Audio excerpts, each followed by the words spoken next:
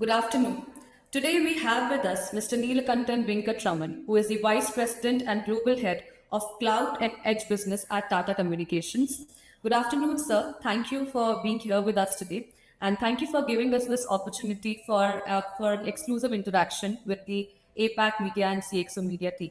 And I welcome you on behalf of APAC Media and CXO Media. Thank you for giving us the opportunity. Yes. Thank you. Thanks a lot. And thanks for having me here. And it's a wonderful opportunity to speak to you, Ananya, and the audience who's going to be listening to this podcast.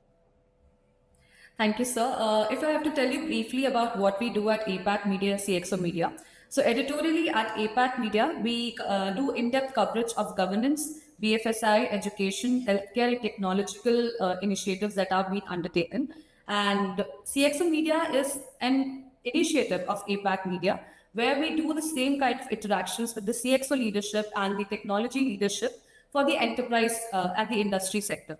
So here we have in-depth interactions, we have one-on-one interviews, we have news articles, and we have other kind of articles to basically understand how the technological innovation currently happening is shaping the enterprise future of enterprises in India. And that is what we are here for today also. We know that when it comes to cloud and edge technologies, Tata Communications is one of the players who is at the forefront of these technologies. When it comes to digital infrastructure, when it comes to connectivity, and when it comes to building the capacity of enterprises in their digital transformation journey. And as organizations globally also are accelerating their cloud adoption while also actively exploring edge capabilities now, we would want to understand from you today how these technologies are shaping the enterprise strategy in India and at both the global level, and what role is Tata Communications playing in that kind of strategy planning. So, I'll just dive right into the questions. If you have anything to add, you can, and then we can start with the questions directly. Sure. So let me put it this way. The challenges which enterprises are facing are multifold, right? So right from the challenge of, the regulatory pressure which Indian enterprises are facing, especially in regulated sectors. There is increasing demand for data residency and compliance mandates. We have DPDP, which has been notified now. The rules are notified, and we are living in times of great uncertainty with the geopolitical situation, right? So Indian companies are now increasingly have to look at how do they protect themselves from these geopolitical storms. How do they become more resilient in terms of any outward disturbances which happens? How can they continue to run their operations smoothly, even if there are challenges which are outside their enterprises? And how also they should continue to stay their path in terms of managing both their customers' expectation, their organization's expectation, as well as managing the regulators' requirements and guidelines, right? So those are some of the, I think, immediate challenges which are faced. The other challenge which is faced is technological in nature. Now we know that technology is advancing so fast, and with AI coming in about 3.5 4 years back, there is a huge, I think, demand from senior leaderships in our enterprise organizations to see how AI can drive the next level of growth for the company. It can create operational efficiencies at a scale which is unknown. This is a demand both from the senior leadership, the CEO, and even the board. So combined with the requirements of AI and quickly roll out AI, when I say rollout, there is a definite gap between what you do from a small development environment to actually deploying it for pilots or POCs, and then putting it in production and scale. And it's very clear from AI deployments that unless and until you have scale, you don't actually achieve the outcomes which you desire, and you can't prove it to your management that there's a significant impact and the needle has been moved. So these are some of the challenges which companies face. Plus, there is always a requirement around security, because security, as we increase the touch points in the market, as we introduce new technologies, as we create a more hyper connected ecosystem, the attack surfaces continue to evolve. And with AI coming in, you can use AI to generate efficiencies and create new paradigms for growth.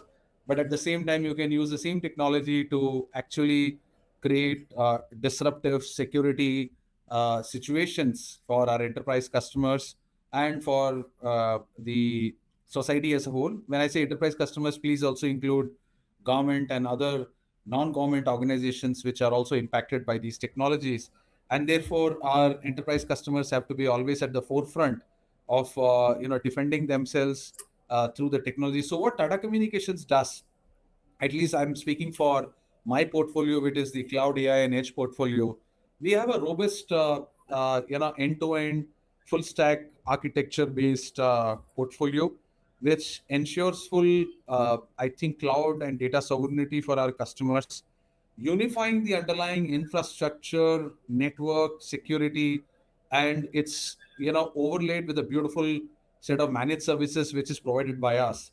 So when I'm talking about unifying infrastructure, it would be remiss on my part not to talk about the entire set of infrastructure, which could be in the cloud, which could be on-prem, which could be in retail areas, it could be in manufacturing. So right from cloud to core to the edge, as we call it, and then the entire networking to help navigate a multi-cloud environment, a hybrid cloud environment for customers.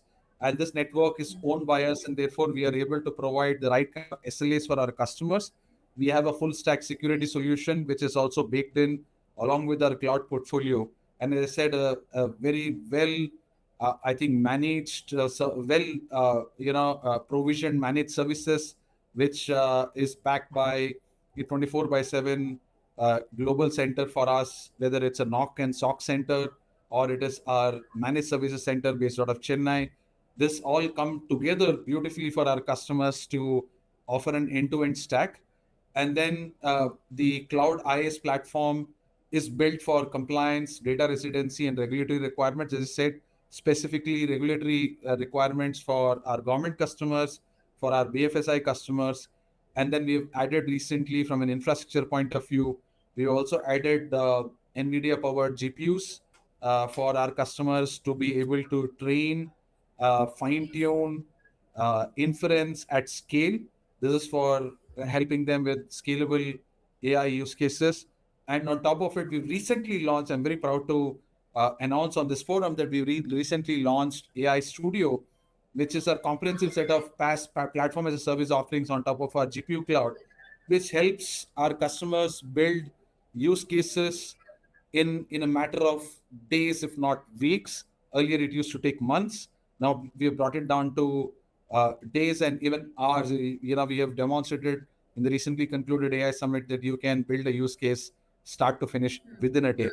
And this AI Studio comprises of end-to-end workspace for the AI scientists to experiment with AI ML models, helps them build their models, launch the models, and then also have an ops which is end-to-end in terms of both LLM ops and AML ops, with governance, security, explainability, with the right kind of guardrails, and a serverless option in terms of the infrastructure. So that's what we bring to the table. Thank you Over. for that, for setting the context and talking about the challenges too. That actually sets the line well for the interview going forward.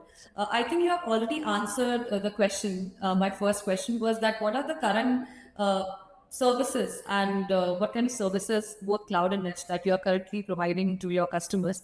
But uh, you've already answered that question to some extent, but if you have to highlight some major products and services, and how do they differentiate? Since I already said at the beginning was that it's a crowded market when it comes to cloud and edge services. So what are the differentiating, what are the unique factors that Tata Communications brings to the table?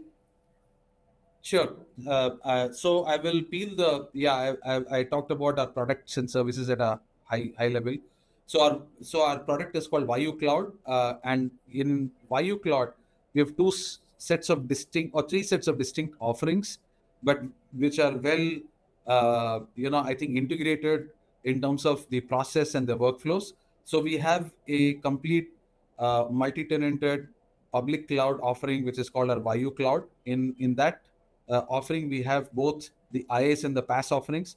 From an IaaS point of view, we have the complete infrastructure as a service, which includes our general compute, our GPU-based infrastructure, which is the accelerated compute GPUs from NVIDIA, and then we also have an ability to offer them both as bare metal and in a Kubernetes environment. I'm talking about GPUs here, and in fact, the general compute as well in virtualized environments and in Kubernetes environments. So that's our infrastructure as a service. In infrastructure as a service, we provide all the right security requirements, whether you need load balancers, you need WAFs, L7 based wireless access firewalls, so on and so forth. So we do have the entire security portfolio to back the IaaS up. On top of the IaaS, we have our PaaS offering. The PaaS offering is once again a complete set of PaaS offering for any enterprise to build and deploy a modernized workload, right from all kinds of databases which are offered as a service, from structured to unstructured, to SQL to NoSQL, static to flow databases. So we do have all kinds of SQL available. We do have MongoDB as a service. We have Postgres as a service. We have recent databases which are used in AI world like Milvus and Quadrant from a vector databases point of view. We have Kafka workflow engines. So all those are available as part of our databases service, which is part of our overall PaaS services. Then we have for supporting CI/CD, for continuous development and continuous integration, we have Jenkins and GitHubs available as a service from our offering. We have, from a security point of view, we have key management services available, and along with key management, Keycloak and other technologies which are available, log as a service. So the entire PaaS offering has been very well thought through for a typical Indian customer who would want to modernize their applications, refactor these applications, put it in a containers environment or a virtual environment, and be completely cloud native, compliant to the Indian regulations, and be able to scale and be able to pay for it in a predictable fashion, in a cost-effective fashion. That's our multi-tenanted public cloud, which is called the Vayu Cloud. Then we have a very important Vayu dedicated private cloud offering, and this dedicated private cloud offering is for those customers who want completely ring-fenced bespoke solution in on-prem in our data centers, of course, and completely built for them, and they have a very tight data privacy and data residency requirements around it. So that becomes a dedicated instance for them. We also have a combination of these two available for those customers who have mixed workloads that can go into the cloud, which are customer facing, workloads which are completely predictable and has to be ring fenced in terms of data privacy and data residency norms, and can be in the on-prem. And then we have a very high throughput connectivity because we are a networking player as well, so that we have a low latency connectivity between the on-prem cloud and the multi-tenanted cloud, so that it becomes seamless cloud, one hybrid cloud, which seamlessly is able to take care of all kinds of applications for our enterprise customers, whether they are customer-facing applications, whether they are back-end applications like an ERP or a supply chain application, and your mobile applications, your CRM could be in the cloud. So we have these two major, and the third one, which I corrected myself and added, is our edge compute offerings for really small deployments on-prem. Highly latency sensitive applications could be on a shop floor for predictive maintenance, industry 4.0 of vision model based applications on the shop floor for, let's say, safety and security of the workers on the shop floor, etc. So that then helps us have a complete uh, spectrum of cloud deployments, where an application can be in a cloud, can be on-prem, can be completely data resident, but in a small deployment fashion for low latency uh, uh, uh, uh, purposes. So therefore, we have the entire portfolio of offerings which can be made available to our customer, and along with it, we made sure that GPUs can be deployed in all the three formats. That means GPUs are at scale available for training in the cloud, because typically you would want to do the training in the cloud. GPUs could be available, and then of course it's available for both fine tuning and inferencing as well. You can do inferencing if you want to do a data resident inferencing, data private resident inferencing. Then you can have a small set of GPUs which can be run on-prem in a dedicated private cloud. And for very low latency inferencing, where you want to run vision models at scale, but at the same time you want to have very low latency, millisecond, sub 10 millisecond kind of latency. We have small, footprints which can go into off-the-shelf, very small devices which can be even kept on the top of a table or put on the wall, which can go into a manufacturing shop floor or which can go into a retail shop. And it also can have small, inferencing GPUs like L4s or RTX 6000 Pro from NVIDIA, right? So we have the entire offering. And then as part of the data management and the LLM and the AI ops and complete cloud ops, it pervades all the three places. So we can have an integrated, FinOps running, we can have an integrated control plane running, we can have an integrated provisioning and orchestration running through a single pane of glass. So the organization doesn't have to deal with all the three kinds of deployments in different, broken silos, but can have a single understanding of what's happening in the entire landscape. So uh, that is our cloud offering in detail, to some detail. Of course, there are more details than what I've explained. Uh, but the second important, I think, part of your question, which was the main question, if you will, was how do we differentiate with other cloud and edge offerings in a crowded market? And some of the, I think, big themes around which we play our differentiation is around integration. I talked about all the three: hybrid cloud, multi-cloud, plus on-prem with our Vayu Cloud Light, Vayu Edge Cloud Light offering. So we have Vayu Cloud, Vayu Dedicated Private Cloud, and Vayu Edge Cloud Light. So an integrated possibility of running the entire application estate uh, amongst these three kinds of clouds, which are integrated, as I said, through a single pane of glass. Then sovereignty is big for us. When I talk about sovereignty, it's not only about data sovereignty, but it's also about metadata sovereignty. It's also about conforming to the laws of the land, not being subjected to laws which are written outside the country and executed outside the country. And then trust drives a major part of our differentiation pillar. You can trust us, being Tata Communications, part of the Tata house, for a trustworthy experience, a trust on how we handle your data, trust, and that we will give you a purpose-built, resilient infrastructure and back it up with SLAs, which are not only contracted but also operationalized for you, right? So when we talk about sovereignty by design, I've already talked about data residency, compliance, and governance at an architectural level. Then another very important layer of differentiation for us is the network advantage. Being a network provider as well, we can give predictable performance, reliability, and security for all the mission critical workloads an organization will have. And beyond this infrastructure and network, we have a very robust set of platform services I just talked about. From a data management point of view, many other cloud providers we compete with don't have the data management layer, which is now often repeated that it is the center and the new what do you call oil or whatever they call it, right? So it is a center of the AI world now. And uh, we also have a set of very important services where we provide a legacy aware modernization approach for our customers, where we can migrate workloads by small refactoring and replatforming without forcing them to change their architecture and take into a virtualized and a containerized world. I talked about single pane of glass. I think I can't stop myself at repeating it because it's so important in an enterprise context. Because in an enterprise when they have moved over the last few decades their application and their IT footprint and network footprint.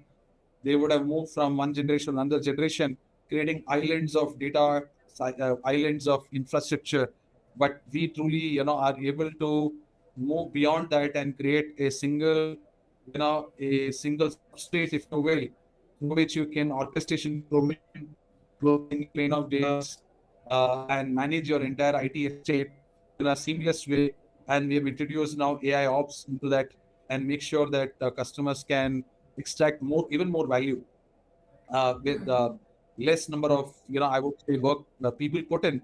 You can, through agentic workforce, you can then manage even that, orchestration, provisioning, and managing and operationalizing this cloud estate. So this on-prem to cloud continuum is a big differentiation. Network is a big differentiation. Sovereignty and trust is a big differentiation. Got it. Thank you. So I understand from your answer that if an enterprise comes to you, there's a comprehensive package that has been created for that from like an end-to-end requirement kind of thing that has been created. So coming to my next question, uh, there are a lot of sectors, there are multiple sectors that Tata Communications provides its services to, right? There is manufacturing, retail. I think it's aviation too. Aviation is also one of the sectors that you provide your services to when it comes to cloud and its services. But I want to understand which sectors are currently drawing major services from Tata Communications and which have the strongest demand of your services. Thanks, Ananya, for asking that question. So, this is a very important question because various domains and segments in the industry move at various paces. Their journeys are different. So, for us, the biggest segments is BFSI and government segments, public sector government, including state governments. They are the biggest, followed by manufacturing, retail. Healthcare is a very, very important segment which is emerging. So, an emerging segment is healthcare, retail to a certain extent. But as I said, the biggest segments are BFSI and government. And BFSI and public sector also lead with adoption of sovereign cloud, which I talked about. They need secure data platforms. Both of them are heavily regulated. For example, for the government segment, we have a government community cloud, which is called GCC, available in our cloud nodes in Delhi and Mumbai, specifically created for government workloads, and it's certified by MIT. It's compliant to MIT standards. Similarly, for BFSI, we have created a financial services cloud, FSC as we call it. Once again, available out of Mumbai, Bangalore, and Delhi, all the three places. So this particular domain cloud conforms to all the industry standards. We keep track of all the guidelines which are released by RBI, SEBI, IRDAI, etc., and make sure that the cloud platform is up to date with all the guidelines. So right from ISO certifications to PCI, DSS certifications, to of course the guidelines on a day-to-day basis which come through. And manufacturing and logistics, of course, is a big segment for us.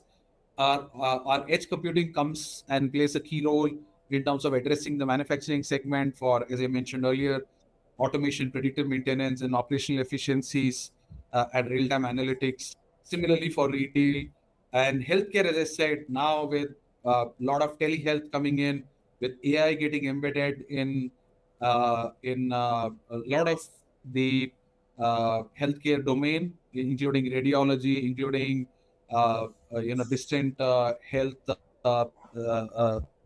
consultations, etc., and also patient data records requiring a lot of data privacy, and the data sets are regulated, should not get into any model training, etc. We are the provider of choice because we give that trust for our customers to put their data and do the training, etc. And specifically from a health point of view. So healthcare is a big emerging segment for us as well. So these are the segments which are big for us.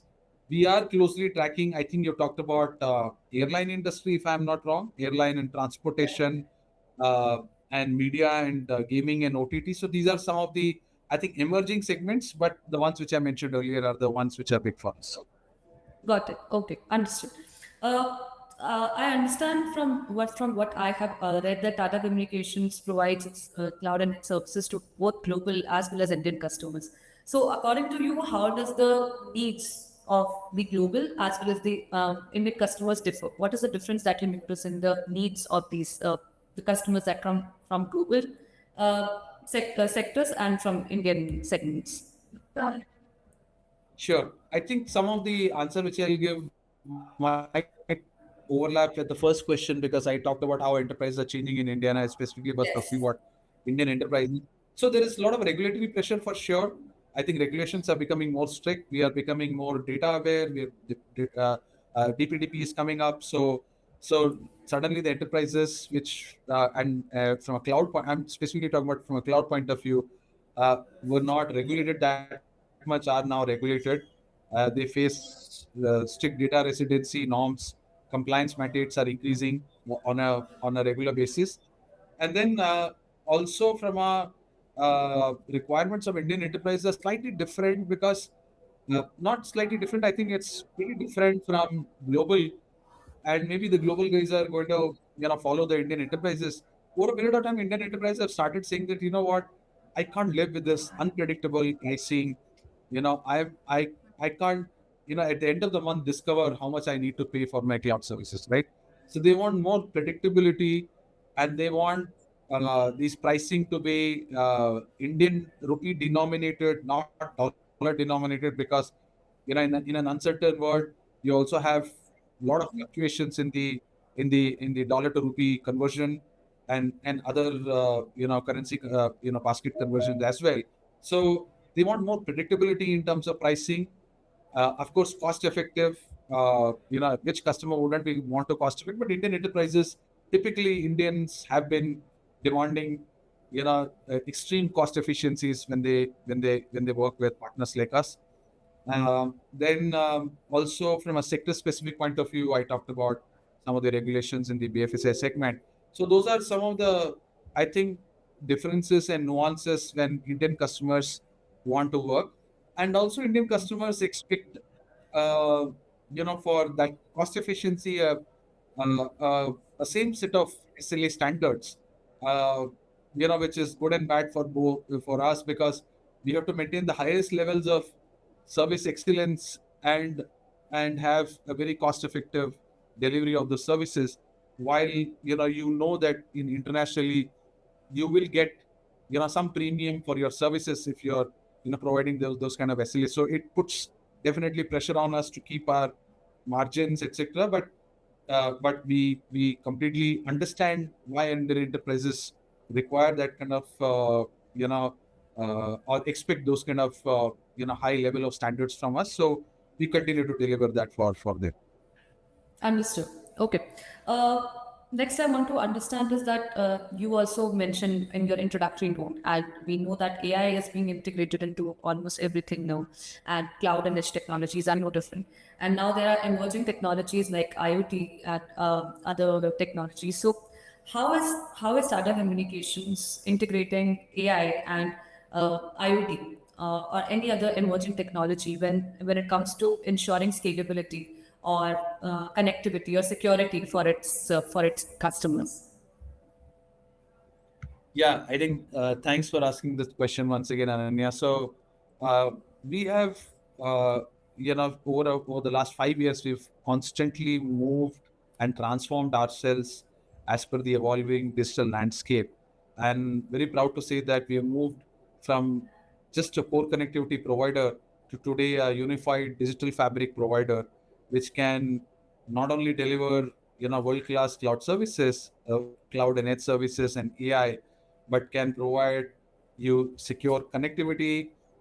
We can provide you, when I say secure connectivity, both WAN and LAN connectivity, but also wireless in the form of 5G, and we can give you the right kind of, and we have a huge customer experience platform. So in the world of hyper-connected ecosystem, customer experience becomes a very important delivering very good customer experience becomes a very important imperative for our customers. So the ability to combine these various fabrics, whether it's a cloud security fabric, whether it's the customer experience fabric or the connectivity fabric, we're able to provide all of them through a unified, as I said, digital fabric. We have launched a recent product called ThreadSpan, which is able to bring all this together into one unified, and through ThreadSpan, which is actually, I would say, super set of unified pane of glass. So I talked about in the cloud context having a unified pane of glass through role-based access RBAC. One can provision and orchestrate workloads across multi-tenanted cloud to dedicated private cloud to the edge.